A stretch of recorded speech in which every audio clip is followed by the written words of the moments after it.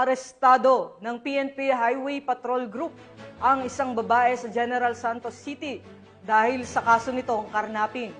Ang buong detalye ng report mula kay Patrolman Mark Roland Feliciano.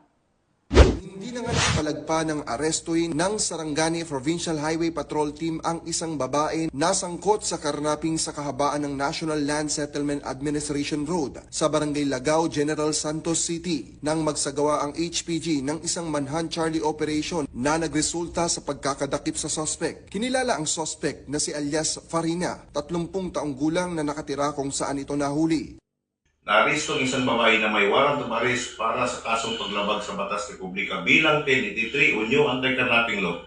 Ang nasabing kaso ay may criminal case number 8452-25 at may tinakdang pensa na kakalaga ng 300,000 pesos sa bisa ng warrant.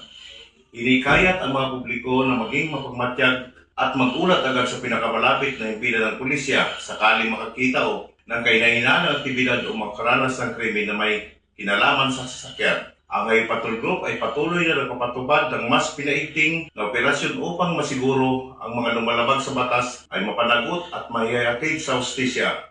Sa bisa ng warrant of arrest sa kasong Republic Act 10883 or the New Anti-Kidnapping Act of 2016 na nilagdaan ni Honorable Adelbert S. Santillan, presiding judge ng Regional Trial Court Branch 63, Polomolok, South Cotabato nitong July 17, 2025. Binasahan nga ang suspect ng kanyang karapatan sa salitang kanyang nauunawaan at ngayon ay nasa kustodiya ng Regional Highway Patrol Unit 12 para sa investigasyon at tamang disposisyon habang inaantay ang pagharap nito sa korte. Kami ang Highway Patrol Group, ang kakampi nyo sa kalsada na patuloy na magbibigay ng serbisyong HPG. Dahil dito sa ating bagong Pilipinas, ang gusto ng pulis, ligtas ka.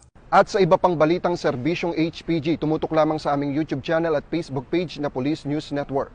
Mula sa tanggapan ng kakampi nyo sa kalsada, ako po si Patrolman Mark Roland Feliciano para sa Police News Network, alagad ng batas, tagataguyod ng balitang pulis.